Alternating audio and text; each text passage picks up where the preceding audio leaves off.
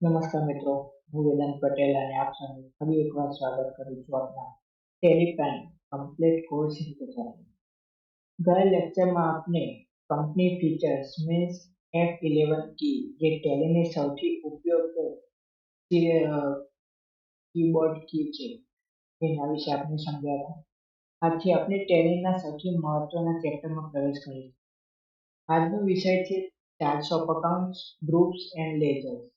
ઘણા નવા વિદ્યાર્થીઓ સીધા વાઉચર એન્ટ્રી શીખવા માંગે છે, પરંતુ ગ્રુપ અને લેજર્સ સમજ્યા વગર વાઉચર એન્ટ્રી કરવી ખૂબ જ મુશ્કેલ બની શકે. આ લેક્ચર પછી તમને સમજાશે કે લેજર શું છે, ગ્રુપ શું છે અને બંને વચ્ચેનો ફરક શું છે. તો ચાલો મિત્રો શરૂ કરીએ.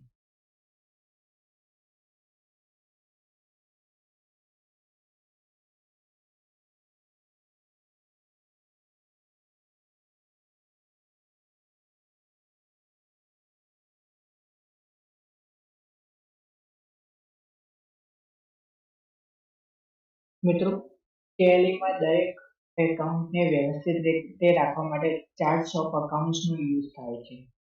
તો ચાર્ટ્સ ઓફ અકાઉન્ટ્સ માટે તમે અહીં ઓપ્શન જોઈ શકો છો. તમે તમારી કીબોર્ડ પર H દબાવશો ત્યારે તમને લિસ્ટ ઓફ માસ્ટર્સ નો બધો અકાઉન્ટિંગ માસ્ટર્સ અને ઇન્વેન્ટરી માસ્ટર્સ નો પણ ઓપ્શન ખુલી જશે. પણ ફર્સ્ટ આપણે અકાઉન્ટિંગ માસ્ટરનો યુઝ કરીશું, પછી એના આવતા વિડીયોમાં ઇન્વેન્ટરી માસ્ટર તરફ જઈશું. તો અહીંથી આપણે જોઈ શકીએ છીએ કે ગ્રુપ છે, લેજર છે, વાઉચર ટાઈપ, કરન્સી, બજેટ્સ અને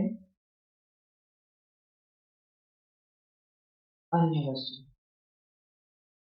તો સરળ ભાષામાં કહીએ તો ચાર્ટ્સ ઓફ અકાઉન્ટ્સ એટલે ટેલીનો અકાઉન્ટ્સનું મેનેજમેન્ટ. હવે સૌથી પહેલા ગ્રુપ્સને સમજીએ. તો અહીંયા તમે ગ્રુપ્સ જોઈ શકો છો. તો અહીંયા આખા ગ્રુપ્સની ટોટલ લિસ્ટ ખુલી ગઈ છે. તો ગ્રુપ્સમાં સૌ પ્રથમ તમે જોઈ શકો છો કે બ્રાન્ચનો મિનિંગ થાય છે કે તમે કોઈ સમજો કે તમે કોઈ દુકાન ચલાવો છો. એ દુકાનની બ્રાન્ચ તમે બીજી અન્ય શહેરોમાં પણ ખોલી છે, તો તમે એને બ્રાન્ચ કહી શકો છો. હવે ગ્રુપ એટલે એક કેટેગરી જેમાં એક સરખા પ્રકારના લેજર રાખવામાં આવે છે. ઉદાહરણ તરીકે તમે અહીંયા સન્ડ્રી ડેટર્સને જોઈ શકો છો. તો સન્ડ્રી ડેટર્સના ગ્રુપમાં બધા જ કસ્ટમર્સનો આવે છે. પછી એમાં નીચે તમે સન્ડ્રી ક્રેડિટર્સ જોઈ શકો છો. આ તમે અહીંયા સન્ડ્રી ક્રેડિટર્સ જોઈ શકો છો. તો સન્ડ્રી ક્રેડિટર્સમાં ગ્રુપમાં બધા જ સપ્લાયર્સ આવે છે. અને અહીં તમે કેશ ઇન હેન્ડ્સ તમે જોઈ શકો છો. કેશ ઇન હેન્ડ્સમાં કેશને સંબંધિત બધી જ માહિતી હોય છે. તો હું તમને એક એક્ઝામ્પલ સાથે સમજાવું. માનો કે સ્કૂલમાં અલગ અલગ ક્લાસ હોય છે. સ્ટાન્ડર્ડ 10 ના વિદ્યાર્થીઓ એક ક્લાસમાં હોય છે, સ્ટાન્ડર્ડ 11 ના બીજા ક્લાસમાં હોય છે. અહીં આ જે ક્લાસ છે એ ગ્રુપ છે અને જેટલા પણ વિદ્યાર્થીઓ છે એ લેજર છે. તો આ જ રીતે સમજશો તો તમે ગ્રુપ અને લેજર વચ્ચેનો ડિફરન્સ સરખી રીતે સમજી શકશો. હવે આપણે લેજરને સમજીએ.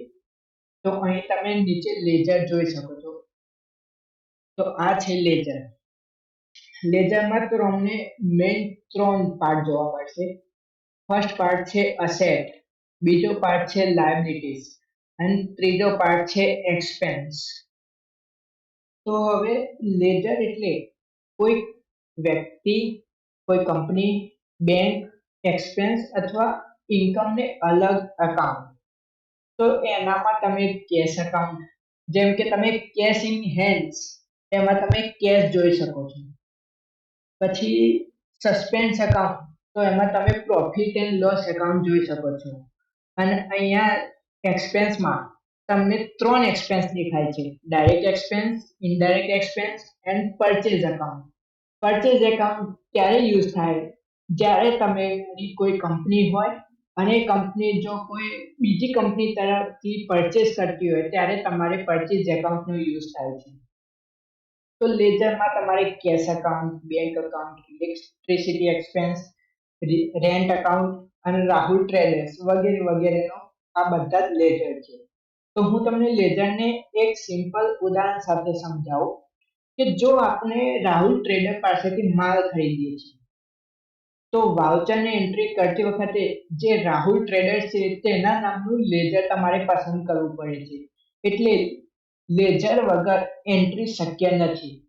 જો તમે રાહુલ ટ્રેડર્સ વગરની કોઈ પણ એન્ટ્રી કરશો તો એ માન્ય નથી.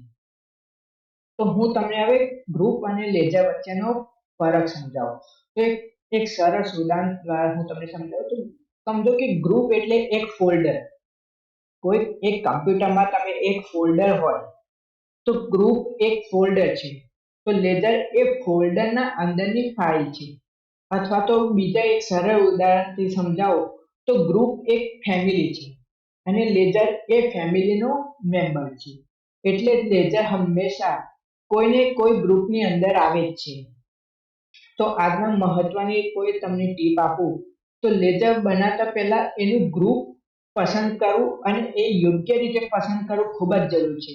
જો ખોટું ગ્રુપ પસંદ કરવામાં આવે તો એના લીધે રિપોર્ટ પણ ખોટા આવી શકે છે.